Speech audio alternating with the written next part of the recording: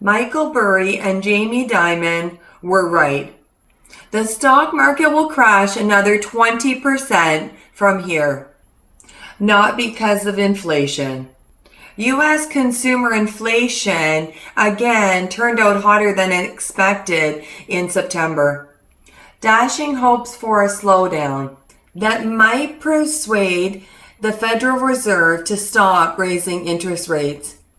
The Consumer Price Index rose 0.4% since August and was up 8.2% on the year.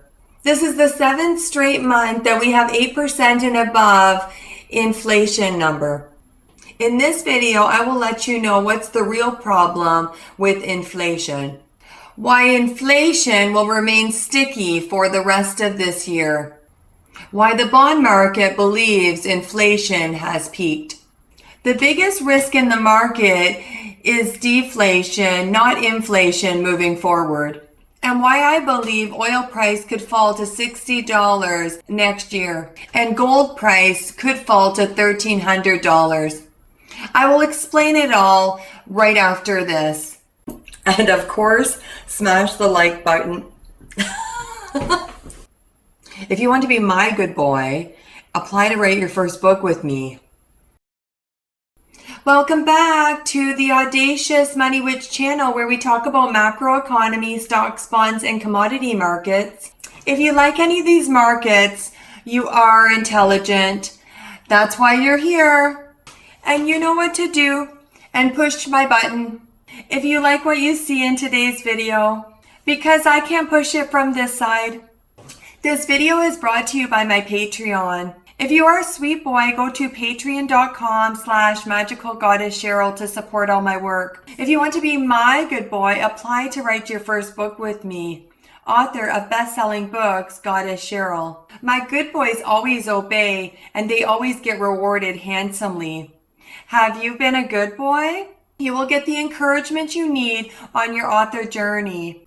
Stripping out of food and energy, core prices rose by 0.6% for a second straight month, indicating broad and sustained inflationary pressure across the economy.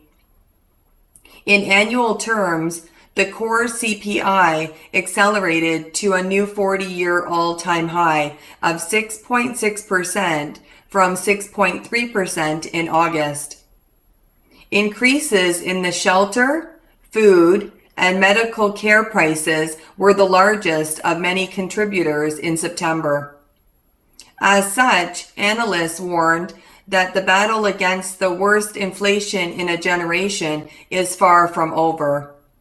Not least since gasoline prices, which depressed the September print, have since started to rise again against a backdrop of a looming crude output cut by OPEC Plus and its allies.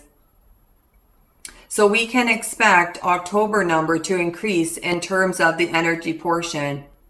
The reason why inflation is sticky is because rent prices are high for at least a year, coming out of a everything bubble in 2021. Remember, in 2020, a lot of landlords didn't get their rent payments for a year because of the whole situation. And they are not allowed to put tenants on the street. So they had to raise the rent in 2021 and beyond to cover those losses. Thus, the rent inflation is sticky. The real problem with inflation is too much money was pumped into the economy, and we have too constrictive energy policy. Those are the real factors that caused it. Then that has been supply chain dislocations and by the war in Ukraine. However, inflation is not really the biggest risk in the market right now. Inflation is not scary at all.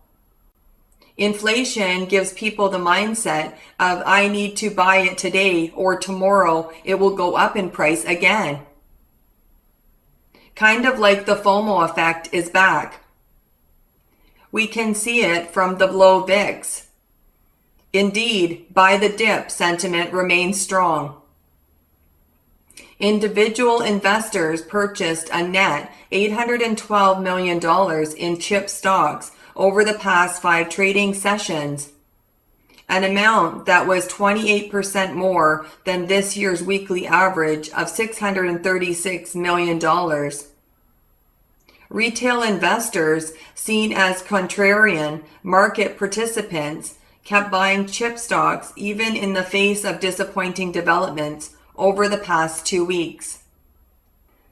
A retail capitulation in this strongly favored sector would give us greater conviction that we're near a broad market bottom. We keep waiting. This just shows we still have more to fall. Because when the Fed see this CPI number, they will have to keep on raising rates to continue quantitative tightening to push this economy into a deep recession. The stock market could get a lot more painful, as a recession is likely to hit the US economy over the next 6 to 9 months. JP Morgan CEO Jamie Dimon, he said he sees the stock market falling another easy 20%, which would put the S&P 500 right around 2,900. It really depends if the economy sees a soft or hard landing. But it could be another easy 20%, and I think the next 20% will be much more painful than the first. The S&P 500 has fallen 25% year to date as investors grapple with elevated inflation and fast rising interest rates, most importantly. It's Russia's war against Ukraine that is most unsettling to markets and poses a great risk. You saw with the gilt markets here, you see the lack of liquidity in a lot of the markets. The ultimate panic and financial cracks to the system are likely to be found in credit markets. It might be ETFs. It might be a country. It might be something we don't suspect. Now I will explain why oil and gold will crash. Oil could plunge to just $60 a barrel if there's a deep recession next year. Oil prices could tumble to $60 a barrel next year if a deep recession leads to demand destruction. A significant slowdown in economic growth leads to Brent crude falling 37% from its current $94.70 level. It's a weak demand story, a team of strategists led by Michael Tran said in a recent research note laying out their bear case scenario. Macroeconomic drivers include stickier than expected inflation wreaking havoc on consumer demand, to China's reluctance to pivot from consumption hindering world crisis policies, to a Fed overreach by moving fast and breaking things they continued. Such macro threats are realized and led to a recession-like backdrop where correlations between risk asset classes move sharply together as investors seek safe havens. Red-hot inflation, a slowdown in China's economic growth, and the Federal Reserve's aggressive interest rate hikes have upped the risk that the U.S. suffers a recession in 2023. But oil prices would fall in that scenario. A decline in economic activity tends to drive crude prices lower as demand and consumer spending falls. Oil benchmark surged to around $130 a barrel in February after Russia invaded Ukraine. But they've since slipped back towards $90. Inflation has remained high in recent months, spurring the Fed to continue its tightening campaign in a bid to tame soaring prices. Oil market fundamentals have taken a back seat to the broader macro landscape and the policy-driven market. The previous quarter was a stark reminder that a violently strong and erratic macro headwind can temporarily trump individual fundamentals across most asset classes. Falling oil prices could also provide relief for Americans at the pump.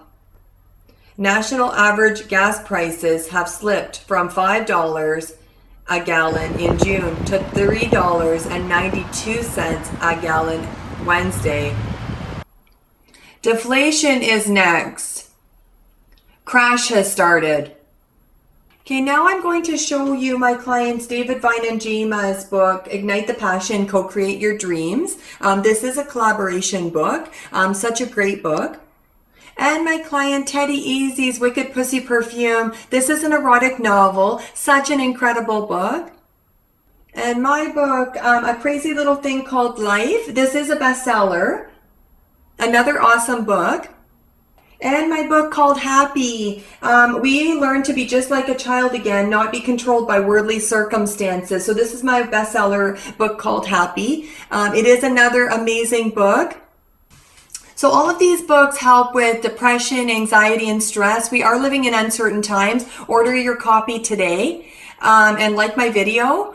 I thank you for being a fan and supporting me. I hope you've enjoyed all the content today. And bye.